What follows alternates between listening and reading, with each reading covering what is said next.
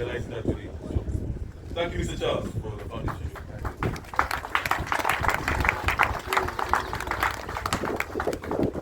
So, after completing the EMS course, we began the firefighting portion of the training, and the recruits quickly realized how demanding the firefighting profession is.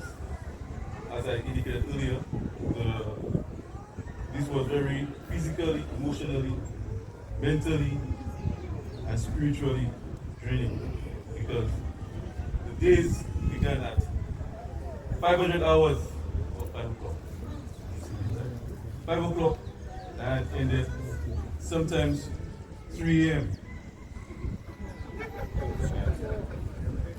They had to learn how to master time management, because during that time, they had to iron their uniforms, polish their shoes, practice their drills, and they had to find time to study for the weekly exams, while responding to numerous alarms throughout the day. The intense physical training session pushed them past their limits, testing their endurance and resolve. But they persevered and they succeeded, and they achieved a course average of 82% for the firefighting.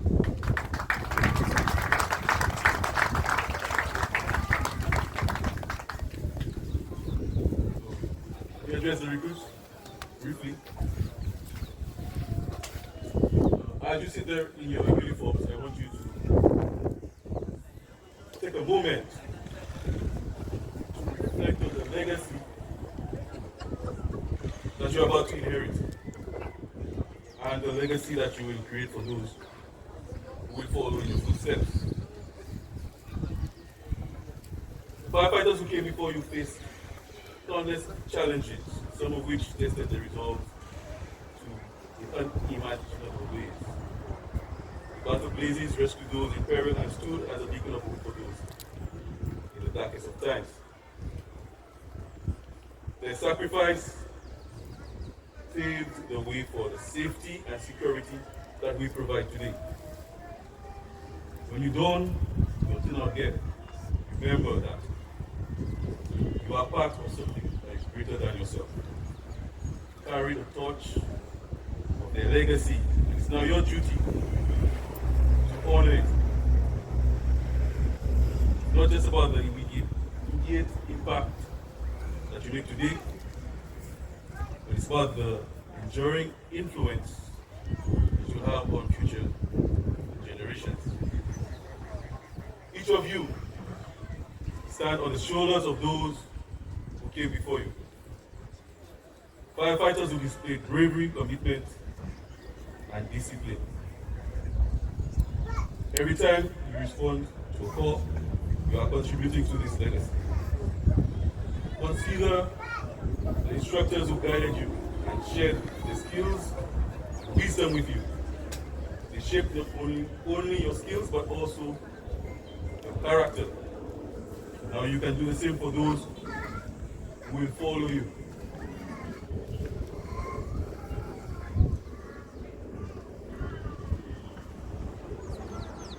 As you step into your roles as firefighters, remember that your legacy is not about personal achievements.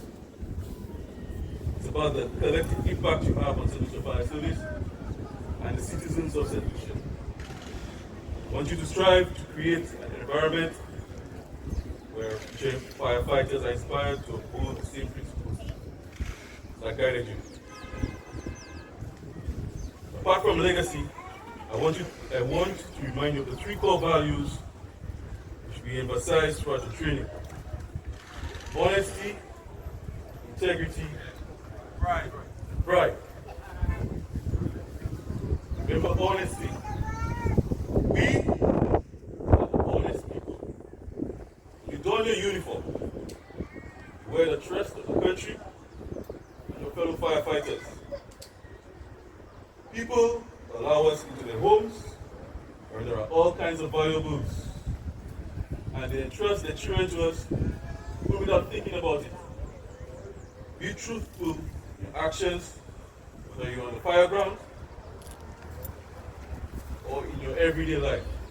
Honesty builds the bonds that make you a cohesive and effective team. Remember integrity, how you act when no one is watching. It's a cornerstone of public service. When you act with integrity, this reinforces your commitment to serve selflessly.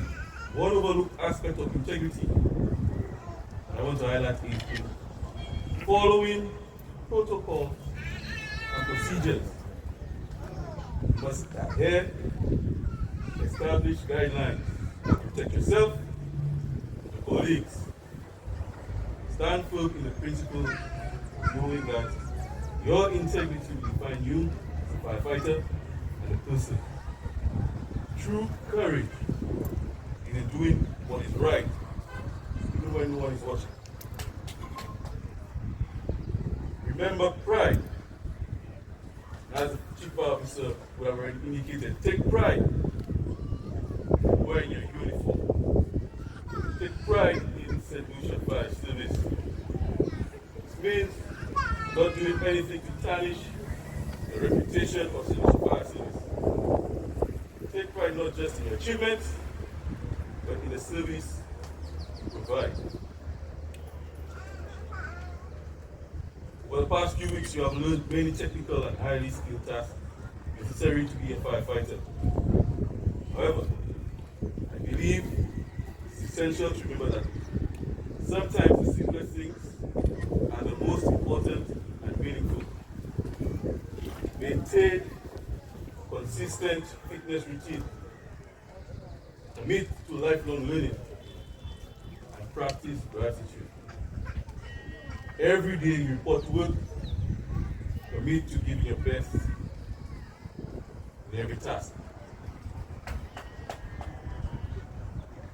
I want to extend heartfelt gratitude to everybody who made the training possible. Our dedicated cooks, led by Ms. Alicia Dinos. I want to thank you. I want to thank all of you. Valerie Warner-Smith, Shanti Allen, Luther Coolies, Eldridge Salary, Ursula Frederick. Your delicious meals fueled our training. Thank you very much.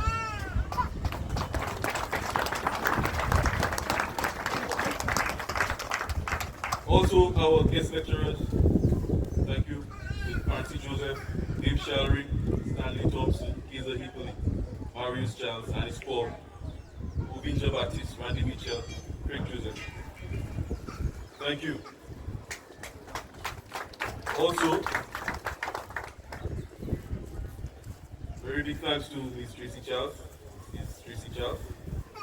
our counselor, always lent support to us. And what we call her, she always made herself available. Thank you so much. I appreciate it.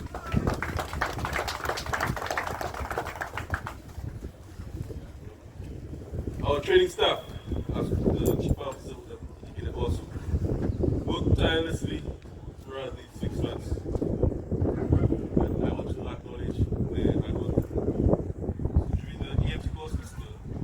Irenaeus Henry was our chief instructor.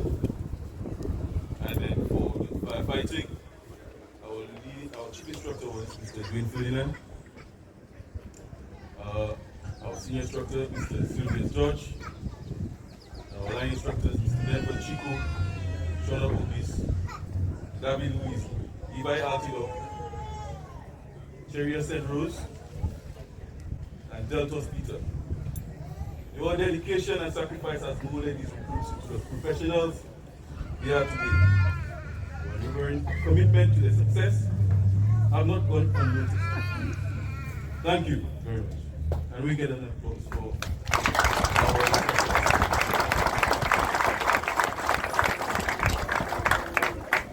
so congratulations, RIC number 1, 2025.